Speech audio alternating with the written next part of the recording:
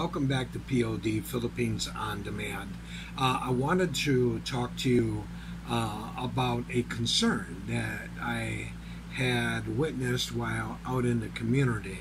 I feel as though I have to share in a responsibility by bringing this to your attention.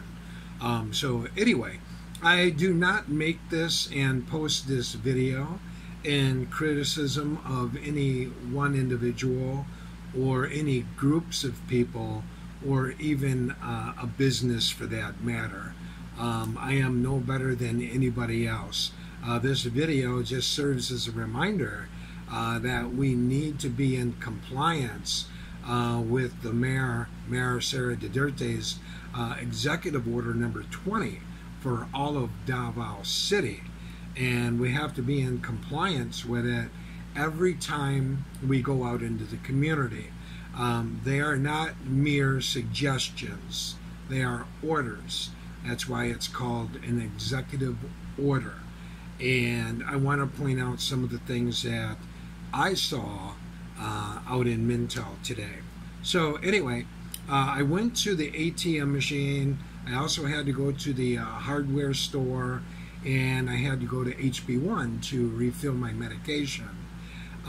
While out and about, when I approached the tricycle, my very good friend and neighbor JR, he drives tricycle, he did everything the right way. He asked me to sit in the back and sit to the right side. So when you enter the tricycle, you sit in the back and you sit to the right side. That provides proper spacing between the driver and the passenger, the one passenger. So you sit like this. You're like kitty corner from each other, okay? But I didn't see that in all cases while I was outside. I saw two people on some tricycles. Either they were sitting in the back of the tricycle together or they were sitting in the front, which is even worse. Because that way you have three people sitting abreast of one another, meaning you have the tricycle driver who is sitting on the motorbike, then you have the two passengers sitting side by side, all in the front seat.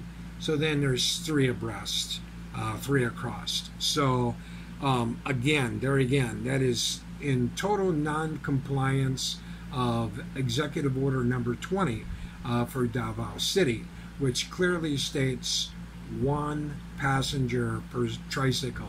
Trust me, I know it's really inconvenient. I really wish that my wife and I, we live together, so why can't we travel together? To me, that's just kind of common sense. But there again, when you're dealing with something like we're dealing with, it's new territory. The other thing that I observed while out and about was the jeepneys. Some were in compliance of proper spacing while others were not. Some of the Jeeps had a person sitting in the front, another one in the middle, and then two people on the very end. Proper spacing must be maintained on the Jeeps at all times until the mayor says otherwise. The other thing that I want to point out, I want to talk about, is the masks. I saw people standing or sitting in the community with their mask draped like this. It serves no point. I've seen people wearing their mask like this. Okay, your nose is not covered. You got three entry points of germs that can enter our body. It's through our mouth, our nose, and our eyes. So if you're like this, you're leaving all three exposed. If you're like this, you're leaving two exposed. If you're like this, you're leaving one exposed, your eyes. Okay, I would strongly recommend that people wear eye protection along with the mask, but that's totally up to you. It is not required according to the executive order. So that is totally an option right now. Totally up to you. But if you want to further protect yourself, yeah, go ahead and wear the eyewear. That can also protect you. So anyhow, so that's what I observed about the mask. Now, my wife and I, we don't have an N95 mask. We weren't that fortunate to get one. But we wear the blue one underneath, and we wear this one over the top of it. Now, you're going to hear some people say, well, even these masks are not foolproof, if you will. Okay? These masks aren't going to protect you 100%. You know what? It's probably more, the protection rate is probably more like 10% with this, 15%, and then with this, maybe you increase your rate to 30%. But regardless, some people are going to say they're useless. They're not good at all. Well, I look at it this way. Something is better than nothing. Something is better than nothing. And obviously, our local government feels that way because according to the Executive Order number 20 for Davao City, wearing masks out in the community is mandatory. I want to talk to you about a concern that I had at a couple of place of businesses. So I went to the ATM machine in Minto, and there was a line. It was spaced, 1 meter spacing. I don't know who started that, how that got started, but even in Executive Order number 20 I read, it contradicts itself. It says 2 meters. 2 meters, okay? But everybody's saying 1 meter. Regardless, something is better than nothing. And that's cool. I'm cool with that. What happened was when I was at the ATM machine, I had somebody standing right behind me. I turned around, I very politely asked for social distancing. I have that right. You have that right. If you don't feel comfortable with 1 meter, don't be shy. Ask somebody to step back farther. Okay, create more distance. For me, I prefer 2 meters. And that's just me. I prefer 2 meters. And you have every right to ask somebody that. They can't babysit us all the time.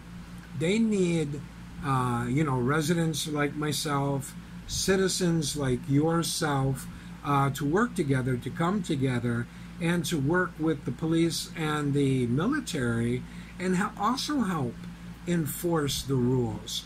We have that responsibility as members of our community, because if we don't do it, who's going to do it? Like I said, the security guards at the stores, the police officers, PNP, the military, they can't be everywhere. And they also depend on us to be compliant of the rules, regardless of what community in which we live. And that is not asking for too much. So that is a concern that I had, not properly distancing one another from each other. As a rule, most of the people were compliant, and that's awesome. But if you have 10% of a community that are not following the rules, those 10%, and I refer to them as 10%ers. They are usually the non-compliant people in life, the troublemakers in life, the rebels, the people who don't want to get with the program. I refer to those people as our 10%ers. And those 10%ers can cause a problem within the community if they're not being compliant. And that's why they need people like us to have the courage enough to speak up. And we can do it in a polite way. We don't want to be confrontational. We want to do it in a polite way. Maybe they're just having a bad day. Maybe they just forgot. Okay? Give them the benefit of the doubt. But do correct them. You have a right to do that because of your health. All right? And when we do that, we're actually protecting each other, because if those 10% are maliciously ignoring the rules of the community, then they can infect others if they're infected. So I mentioned the ATM line. The other place that I had gone to was a hardware store. Now the hardware store in Minto, the one that I went to, has 4 garage type doors. They're at their top and you pull them down to close them at the end of the night, and then in the morning when they open up, they unlock them from the bottom and they push them up. Okay, the 2 end doors were open, the 2 middle doors were closed. The aisleway beyond those doors is only about 4 feet wide, 4.5 feet wide. So by the time you put a chair in there, and there are chairs, there's stools. You've seen them, you've sat in them, there's stools. And then when you put a human body on those stools, that your body sticks out even further than the stool, there's less room between you and the wall in which people can walk through. So that was the problem, okay? People were entering and exiting from both different sides, all right? And I had politely said this to one of the clerks, and the clerk, of course, just kind of blew me off for whatever reason, because maybe I'm a foreigner and I'm just not going to listen to this guy because he doesn't know what he's talking about. Whatever. But anyway, all I was trying to do is I was trying to do the right thing. I was just pointing out a flaw within the system that they had set up. And she said, well, there is an entrance and an exit sign. Yeah, but nobody could see it. It was typed on a 8 by 11 piece of paper, much like this, as a matter of fact. And it was on a pole in front of the closed doors, okay? Not at the entrance, not at the exit, all right? It was in the middle of the closed doors. That doesn't do anybody any good, all right? You need a big sign because people aren't paying attention. People look at the ground while they're walking, they're looking around, not paying attention. They're staring into their cell phones, you can believe that one. Staring into their cell phones, and then they just enter, okay? I politely said, you have to have a big sign. Enter, exit, make it in red, the words in red, big bold letters, big signs, so where if your nose is stuck in your cell phone, you're going to walk right into that sign. You're going to know it's there, okay? So that was just a constructive way, a suggestion to have the flow, the people traffic going in from one side and exiting through the other side. Makes sense, right? Well, in this case, the way they had it set up, they tried shooting for that goal, but they missed by a mile. They missed by a mile because they didn't have it appropriately set up. Now, the other way that they could have tackled this is to open those other 2 doors. So then now you have all 4 doors open. The entire front of the hardware store, the street side hardware store, is exposed to the customers coming up. But then what you do is you form, I think there's like 5 stools in there. 4 or 5 stools. So then you form lines like 2 meters away from each stool, and everybody spaces proper spacing between each person, in each individual lines. So you're actually approaching the hardware store in an orderly line, a well-spaced line, much like that of you would when you're at Jollibee, going to each different teller. The lines form in front of those cashiers, okay? The only difference is social distancing. So when you get your hardware item, you get your item, and then you just peel off one way or the other, and boom, you're on your way, you're gone.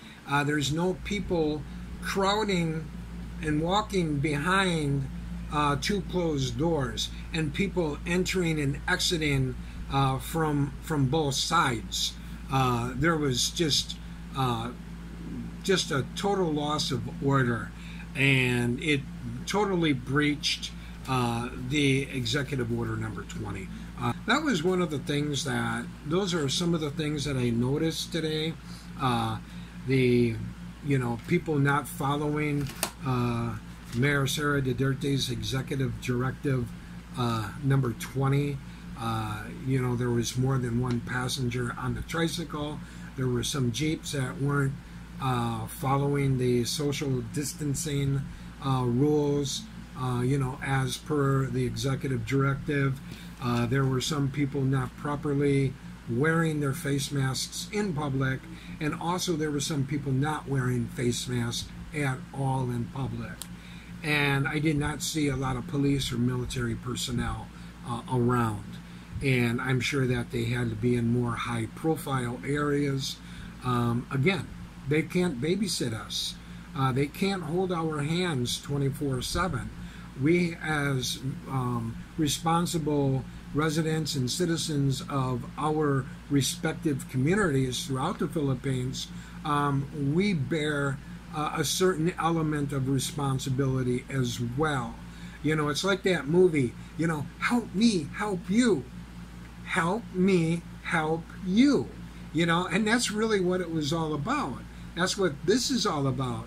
What they're saying to us, they perhaps being the security guards, the PNP, our wonderful military, we thank all of you for the sacrifice and the dedication to Call of Duty in every community, not only throughout the Philippines, but throughout the communities in the world. But we as citizens in our respective communities in the Philippines and throughout the world, we also bear a lot of responsibility to help them. So if those 10%ers out there who are non-compliant of each community's executive orders, they're a big part of the problem. They're a big part of the problem. Those are the ones that you need to worry about. Because if they're being non-compliant, then the 90% that are in compliance, please excuse my phrase, okay? It's just an example. It's an expression. It's like a male going out into public, okay, and pissing in the wind, peeing in the wind. What happens if we go outside and we pee in the wind? Well, if you're a girl, you probably don't know, but you can figure it out, okay? Yeah, the wind just blows it right back at you, okay? And that's what these 10%ers are doing. They're not helping us. So the 90%, even though we're in compliance, it's like pissing in the wind. We're not getting anywhere. We're not going to defeat C-19 if all of us are not in compliance of DOH, the Department of Health, and also WHO, the World Health Organization, and supporting our local leaders and the presidents and the prime ministers, etc., the leaders of your wonderful country. So we all need to work together, okay? We all need to get on the same team. We need to work together. We need to pull together in one direction to attain one common goal. And if we're not doing that, we're peeing in the wind, all right? POD, Philippines On Demand, wishes you and yours, no matter where you're watching this from, we wish you great happiness and great health, all right? The one thing that one last thing I would like to say before I close is don't fixate and focus on the numbers. A lot of people are posting and reposting and sharing, oh my God, there's now this amount of people sick in the world, now this many has died, and this many have recovered. It's not a basketball game. Forget about the numbers, okay? Because the numbers are deceiving, they're not accurate, and we can't trust in the numbers. There's no point of worrying about that. Do spend more time focused and concerned about the rules and the regulations of our local communities. Work with your local mayors, your worldly leaders. Work with one another. Help each other. Encourage each other. Support each other. Don't stress. Do TikTok. All you TikTokers out there are making me laugh. But anyway, so with that, in closing, I wish you good health. I wish you a long, prosperous life. Be happy always. Stay safe, stay healthy, and regardless of who your God is, may God bless us all. Bye, everybody. Good night. Catch you on the next POD live stream.